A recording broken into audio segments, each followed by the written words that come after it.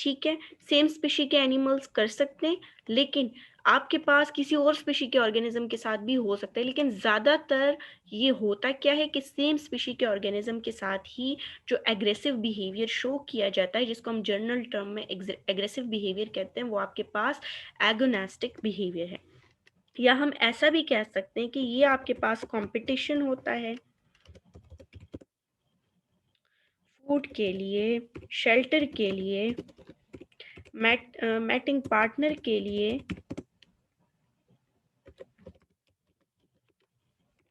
इसके अलावा वो जगह जहाँ पर ज़्यादातर एनिमल नेस्ट बनाते हैं, नेस्टिंग प्लेसेस के लिए। ठीक है, तो ये क्या होता है कि इन चीज़ों के लिए जब आपके पास सेम स्पीशी के ऑर्गेनिज्म के दरमियान आपके पास एग्रेसिव बिहेवियर शो होते हैं, तो उसको हम एगोनास्टिक बिहेवियर कहते हैं। ठीक है, तो बेसिकली क्या है एगोनास्टिक बिहेवियर? आपके पास ऐसा एग्रेसिव बिहेवियर है जो कि सेम स्पीशी के एनिमल्स के दरमियान हो, या फिर कंपटीशन हो फूड के लिए, शेल्टर के लिए, मैटिंग पार्टनर के लिए, नेस्टिंग प्लेसेस के लिए, सेम स्पीशी के ऑर्गेनिजम्स के दरमियान। यानी हर वो चीज़ कि जो एक बंदे को चाहिए और दूसरे बंदे को भी चाहिए। जैसे इंसानों में भी होता है ना, एक अच्छी जगह है, वहाँ पे एक आदमी है, वो भी वहीं पे घर बनाना चाहेगा, दूसरा है वो भी कि भाई ये तो टाउन में जगह है, ये तो इधर जगह, ये तो सिटी में जगह, मैं क्यों गांव में बनाऊं। तो उनका भी आपस में एग्रेसिव बिहेवियर स्टार्ट हो जाता है। जैसे कि इंसानों में होता है, वो अच्छे से अच्छी जगह को तलाश करते हैं, इस तरह एनिमल्स में भी होता है कि ये आपके पास ये नहीं है कि सिर्फ अवेलेबिलिटी पे डिपेंड करता है। इसके अलावा अगर आपके पास इन चीज़ों की मिकदार कम हो, तो हर एक एनिमल कोशिश करता है कि ये चीज़ मुझे मिल जाए, दूसरे के लिए मैं ना छोड़ूं। तो वो उसको लेने के लिए एग्रेशन शो करता है अपनी ही स्पीशी के दूसरे एनिमल्स को, क्योंकि उसके अपनी स्पीशी के एनिमल्स को उसी चीज़ की ज़रूरत होती है जो इसको होती है। इसलिए या अगर वो चीज़ कम अवेलेबल है, या अगर कहीं पे वो चीज़ ज़्यादा अवेलेबल है, तो उधर वो एनिमल एग्रेसिव बिहेवियर शो करते हैं, वो उसी जगह को ले लेते हैं कि भाई ये मेरी है और अब ये चीज़ मेरी ही रहेगी। लेकिन अगर सेम स्पीशी का फॉर एग्जांपल हमारे पास कोई कैट है, कैट ने अपने लिए कोई शेल्टर या जगह देख ली है, अब कोई और कैट आएगी, उसकी जगह को लेगी, उसके फूड को, मैटिंग पार्टनर को, किसी भी चीज़ को, तो ये वाला जो पहला वाला कैट है, ये तो एग्रेसिव बिहेवियर शो करेगा ना। ठीक है, इसके बाद इसकी अच्छा, अब एग्रेसिव बिहेवियर में होता क्या है, जब भी आपके पास कोई एनिमल है वो आता है दूसरी एनिमल के करीब, तो सबसे पहले ही रिस्पॉन्स क्या देता है दूसरा एनिमल? एक फॉर एग्जांपल हमारे पास एक एनिमल ए है, दूसरा आपके पास है एनिमल बी। तो जैसे ही आपके पास दो एनिमल्स आएंगे, सेम स्पीशी के दो एनिमल्स आपके पास आए, ये एक दूसरे के साथ इनका एक्सपोजर हुआ। ठीक है, सेम स्पीशी के आपके पास दो एनिमल आए और इनका आपस में एक्सपोजर हुआ, तो सबसे पहले क्या होगा कि ये ए एनिमल आया, ये करीब हुआ बी एनिमल के, तो क्या होगा कि सबसे पहले तो ये जो पहला वाला एनिमल है, ये डिफेंसिव पोस्चर शो करेगा। ऐसा पोस्चर ये बनाएगा आपके पास कि ये डिफेंस करेगा अपनी। जब कोई दूसरा एनिमल आएगा इसके करीब, तो ये डिफेंसिव पोस्चर शो करेगा, ऐसे पोस्चर बनाएगा कि दूसरे एनिमल से ये खुद को डिफेंड कर सके। अब आपके पास ज्यादातर आर्थ्रोपोड्स और उसके अलावा कुछ वर्टिब्रेट्स हैं ना, इनके इंडिविजुअल डिस्टेंसेस होते हैं। इनके इंडिविजुअल डिस्टेंसेस होते हैं, मतलब एक इंडिविजुअल है, उसका अपना कोई स्पेसिफिक डिस्टेंस होगा। मिसाल के तौर पे यहाँ पे कोई इंडिविजुअल है, ये कोई एंट है लेट्स सपोज, तो इसका अपना इंडिविजुअल डिस्टेंस होगा। ये इसने अपनी डिस्टेंस को डिफाइन किया कि भाई ये मेरी जगह है, ये मेरा डिस्टेंस है, यहाँ किसी और ने नहीं आना। ठीक है, इस तरह कुछ वर्टिब्रेट्स भी हैं कि उन्होंने भी एक एक इंडिविजुअल ने अपना डिस्टेंस मार्क किया होता है कि ये मेरी जगह है, इसके अंदर कोई दूसरा एनिमल आएगा तो उसको एग्रेसिव बिहेवियर शो होगा। ठीक है, अब इंडिविजुअल डिस्टेंस क्या है, ये आपके पास मिनिमम डिस्टेंस होता है जो कि रिक्वायर होता है दो एनिमल्स के लिए कि वो एक दूसरे से सेपरेट रहें without any fight. Let me right कि क्या है आपके पास इंडिविजुअल डिस्टेंस, या आपके पास मिनिमम डिस्टेंस है जो कि रिक्वायर होता है by two animals to remain separate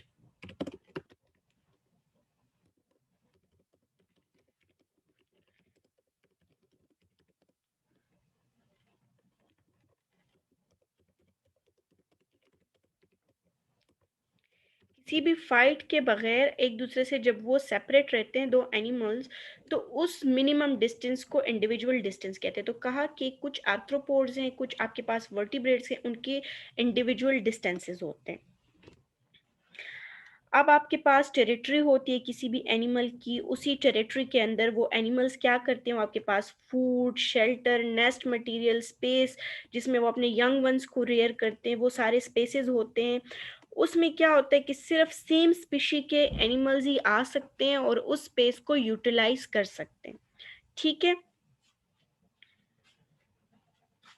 तो इसी वजह से वो एनवायरनमेंट जहाँ पर कोई भी एक एनिमल, जैसे मैंने कहा कि कोई भी ए एनिमल है, लेट सपोज वो है, वो अपने नेस्ट मटेरियल से उसका शेल्टर है, वो वहाँ पे रेयरिंग करता है अपने यंग वंस की, तो उसको खतरा सेम स्पीशी के ही एनिमल से है कि वो एनवायरनमेंट का वो हिस्सा कि जिसको ये ए एनिमल यूज करे उसको बी भी यूज करेगा। तो इसलिए वो क्या करता है, अपनी टेरिटरी को, अपने उस इलाके को जहाँ पे वो सारे इसकी जो ये इसकी बेसिक नेसेसिटीज हैं लाइफ के लिए वो इसको मिल रही हैं, उन सबको सेव करता है, उसकी डिफेंस करता है अपनी ही स्पीशी के ऑर्गेनिज्म से। तो इसकी वजह से क्या होता है कि ज्यादातर आपके पास एग्रेसिव बिहेवियर्स होते हैं।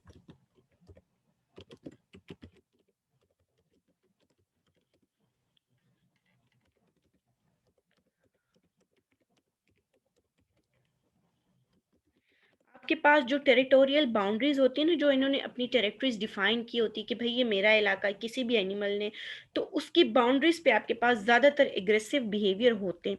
अब कुछ एग्रेसिव बिहेवियर्स आपके पास काफी कंफ्यूजिंग है, जैसे कि फॉर एग्जांपल आपके पास हैरिंग गिल है, आपके पास बर्ड्स हैं, ये आपके पास series of aggressive behaviour show करते हैं। ठीक है, और उसके बाद ये क्या करते हैं, पहले तो ये काफी ज्यादा सीरीज ऑफ एग्रेसिव बिहेवियर अपनी टेरिटोरियल बाउंड्रीज पे शो कर लेते हैं, और फिर जब वो एग्रेसिव बिहेवियर शो करते हैं उसके बाद क्या करते हैं, या आप ग्रास की पुलिंग करते हैं, मतलब करते फिर एंड पे कुछ भी नहीं है, सिर्फ एग्रेशन शो की, फिर करते कुछ भी नहीं है, एंड पे ग्रास को या पुल करते हैं या कुछ और इस तरह के आपके पास सिमिलर मोशंस करते हैं बॉडी के, कि जो ग्रास पुलिंग की तरह ही होती है, नेस्ट बिल्डिंग से रिलेटेड होती है। ग्रास पुलिंग ये क्यों करते हैं, अपने नेस्ट को बिल्ड करने के लिए। तो नेस्ट बिल्डिंग से ही अदर सिमिलर मोशंस फिर ये परफॉर्म करते हैं हैरिंग गर्ल्स, काफी ज्यादा एग्रेसिव बिहेवियर को शो करने के बाद।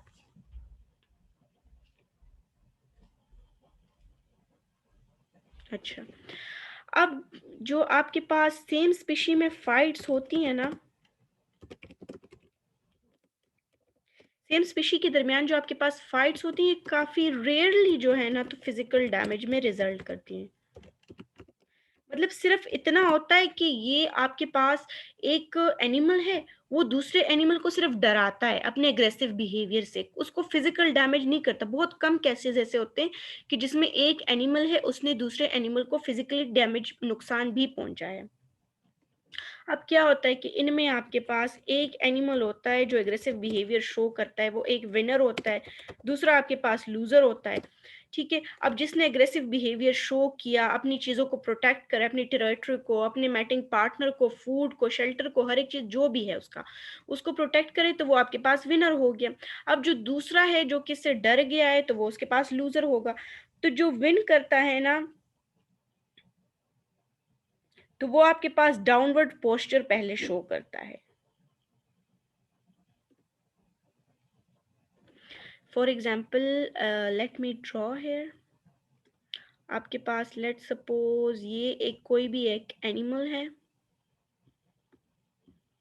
ठीक है, लेट सपोज ये आपके पास एक एनिमल है।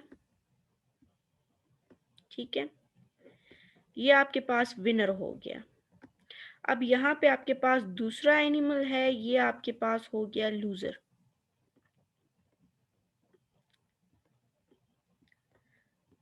मैं इसको विनर को W से रिप्रेजेंट करूंगी, लूजर को L से। तो ये एक ने विन कर लिया और दूसरे ने लूज कर दिया। तो ये लूज वाला जो है ना, तो ये आपके पास एक पोस्चर शो करता है जिसको सब ऑर्डिनेट पोस्चर कहते हैं।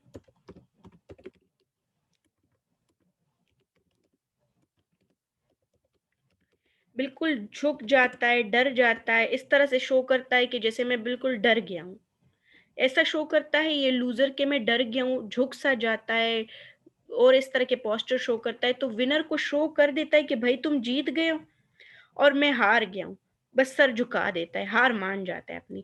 तो जब ये सबऑर्डिनेट पोस्चर करता है आपके पास लूजर, तो इसकी वजह से विनर इस पे फिर फर्दर अटैक नहीं करता, इसको छोड़ देता है कि बस चलो ठीक है, ये हार मान गया, इसने वैसे भी मेरी जो जो चीजें थी जिसके लिए मैं एग्रेसिव बिहेवियर शो कर रहा था उससे वैसे भी ये मुड़ गया, बस इसने छोड़ दिया, अब इसने उसका पीछा नहीं करना। तो बस ये डर जाता है, ये चला जाता है, और ये वाला विनर वो इस वजह से सब ऑर्डिनेट पोजीशन शो करता है, उसको पता होता है क्योंकि अगर मैंने अभी फर्दर फाइट किया, कुछ किया, तो नुकसान मेरा अपना ही होना है। अच्छा, अब आपके पास कुछ स्पीशीज ऐसी भी हैं एनिमल्स की कि जिनमें एग्रेसिव बिहेवियर तब तक कंटिन्यू रहता है कि जब तक आपके पास सिवियर फिजिकल डैमेज ना हो जाए।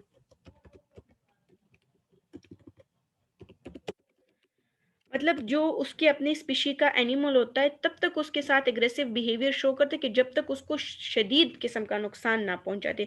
कुछ में ऐसा भी होता है कि उसको किल भी कर लेते हैं, दूसरे एनिमल को किल भी कर लेते हैं, उस लूजर को किल भी कर देते हैं जो विनर होता है। अब हमारे पास डिफरेंट डिफरेंट टाइप्स हैं एग्रेसिव बिहेवियर की। अब हम one by one in types को पढ़ेंगे कि हमारे पास कौन कौन से टाइप्स है एग्रेसिव बिहेवियर की। ये जो हमारे पास डिफरेंट टाइप्स हैं जिनको अभी हम पढ़ेंगे ना, तो ये हमारे पास एक साइंटिस्ट था मॉलर, उसने 1968 में आपके पास जो एग्रेसिव बिहेवियर है उसको इन क्लासेस में डिवाइड किया था। अगर हमें नहीं पता कि इनमें से कौन से टाइप का एग्रेसिव बिहेवियर है तो फिर हम कहेंगे कि भाई ये एगोनोस्टिक बिहेवियर है। लेकिन अगर हमें स्पेसिफिकली पता है कि कौन से टाइप का एग्रेसिव बिहेवियर है तो फिर हम कह सकते हैं कि भाई ये फलाना एग्रेसिव बिहेवियर है। तो सबसे पहला जो हमारे पास टाइप है एग्रेसिव बिहेवियर का वो है प्रीडेटरी एग्रेशन।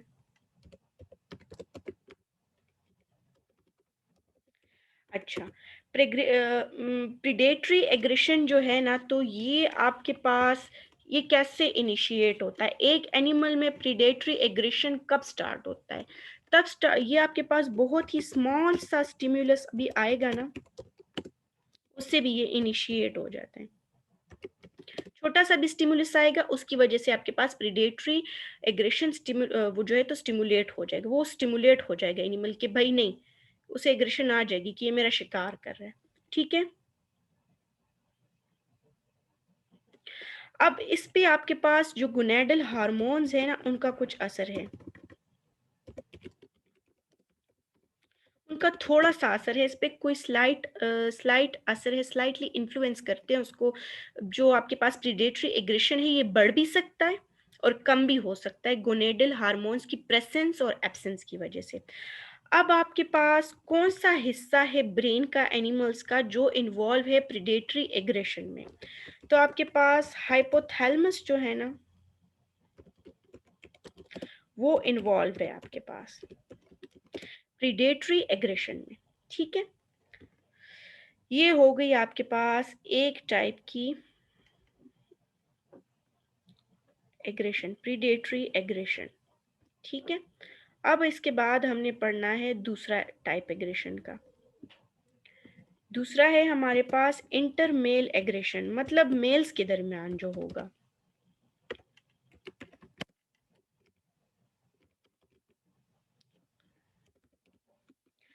ये आपके पास कोई भी स्ट्रेंज मेल जब आता है ना सेम स्पीशी का,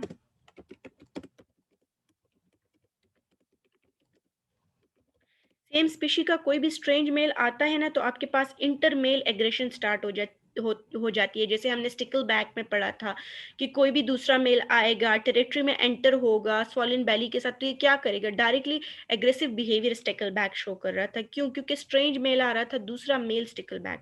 तो जब आपके पास कोई भी एनिमल है उसमें स्ट्रेंज मेल सेम ही स्पीशी का आएगा तो दूसरा जो मेल है जिसकी अपनी फीमेल है जिसके साथ उसने मैटिंग करनी है फर्टिलाइजेशन करनी है, उसको प्रोटेक्ट करने के लिए वो एग्रेसिव बिहेवियर शो करेगा। तो इस टाइप की जो एग्रेशन होती है उसे इंटरमेल एग्रेशन कहते हैं, यानी दो मेल्स के दरमियान जो एग्रेशन होती है। ये आपके पास प्योरली डिपेंड करती है मेल हार्मोन पे। वैसे भी एग्रेशन में आपके पास मेल हार्मोन ही रिस्पॉन्सिबल, और कौन सा है मेल हार्मोन? जाहिर है टेस्टोस्टेरोन, ये आपके पास एग्रेशन में इन्वॉल्व है। तो ये जो इंटरमेल एग्रेशन है ये आपके पास डिपेंड करती है मेल हार्मोन के ऊपर अपनी डेवलपमेंट के लिए। तभी होगा आपके पास जब आपके पास टेस्टोस्टेरोन सिक्रीट होगा तो एक मेल दूसरे मेल को एग्रेसिव बिहेवियर शो करेगा। ठीक है,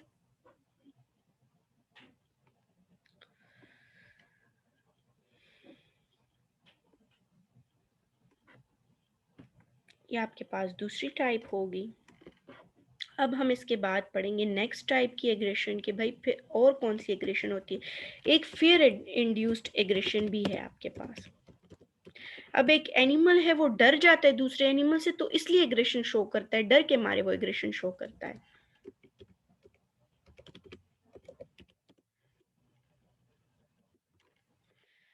ये आपके पास तब इनिशिएट होता है फियर इंड्यूस्ड एग्रेशन के एक एनिमल है, उसने भागने की कोशिश तो कर ली, वो कोशिश कर रहा है भागने की लेकिन वो फेल हो रहा है। वो कोशिश किए जा रहा है एस्केप की दूसरे एनिमल से, लेकिन वो कर नहीं सकता, पॉसिबल ही नहीं है उसके लिए भागना। तो तब आपके पास फियर इंड्यूस्ड एग्रेशन होगी।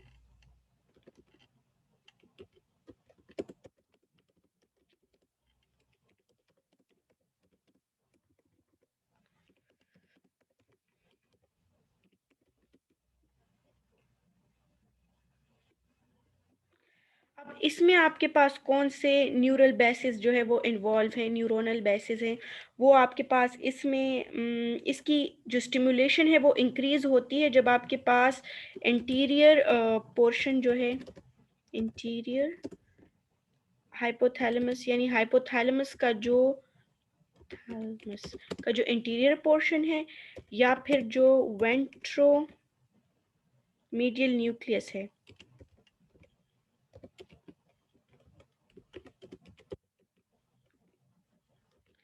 आपके पास हाइपोथैलेमस में डिफरेंट टाइप के न्यूक्लियाई हैं, तो उसके जो वेंट्रल पोजीशन पे बिल्कुल बीच में जो न्यूक्लियाई है वो अगर या वो स्टिम्युलेट हो जाए या इंटीरियर पोर्शन जो है हाइपोथैलेमस का वो स्टिम्युलेट हो जाए, तो फिर उस टाइम में आपके पास फियर इंड्यूस्ड एग्रेशन होगी। ठीक है, और ये कब होती है? जब आपके पास एक एनिमल एस्केप की कोशिश करता है दूसरे एनिमल से, लेकिन वो फेल हो जाता है, वो एस्केप कर नहीं सकता, अपनी कोशिश कर लेते लेकिन वो एस्केप कर नहीं सकता। उस केस में आपके पास फियर इंड्यूस्ड एग्रेशन हो जाती है। अब इसके बाद आपके पास दूसरी टाइप है एग्रेशन की, वो है इरिटेबल एग्रेशन। जब कोई भी एनिमल है वो दूसरे एनिमल से आपके पास इरिटेट हो रहा है, तो उसकी वजह से। ये कब होता है? जब आपके पास फ्रस्ट्रेशन बढ़ जाती है, के अलावा या डिप्राइवेशन, मतलब कोई चीज़ एक एनिमल को मिल रही है दूसरे एनिमल को नहीं मिल रही, वो उससे डिप्राइव्ड है, वो महरूम है, उसको नहीं मिल रहा वो, तो वो क्या करेगा फिर? वो इस चीज़ से इतना इरिटेट हो जाएगा कि मैं डिप्राइव्ड हूँ और इसको मिल रहा है, कि वो एक इरिटेबल एग्रेशन शो करेगा, या फिर वो फ्रस्ट्रेशन की वजह से शो करेगा, या अगर कोई एनिमल है उसको पेन हो रहा है तो उसकी वजह से भी वो इरिटेबल एग्रेशन शो करता है। जैसे मतलब कहते हैं कि छोटे बच्चे होते हैं उनको दर्द होता है तो वो ज़्यादा रोते हैं, जिस एग्जाम्पल के लिए कह रही हूँ। अब काफ़ी ज़्यादा वाइड रेंज के स्टिम्युलाई हैं आपके पास, जिसकी वजह से ये इरिटेबल एग्रेशन आपके पास इंड्यूस होती है। अब इसमें आपके पास कौन सा न्यूरोनल बेसिस इन्वॉल्व है, कौन से पार्ट इन्वॉल्व है ब्रेन के या नर्वस सिस्टम के? तो इसमें आपके पास वेंट्रोमीडियल हाइपोथैलेमस इन्वॉल्व है। वेंट्रोमीडियल हाइपोथैलेमस, इसमें आपके पास वेंट्रोमीडियल हाइपोथैलेमस इन्वॉल्व है इरिटेबल एग्रेशन में। ठीक है, अब ये जिस जिस चीज़ में ये जो जो आपके पास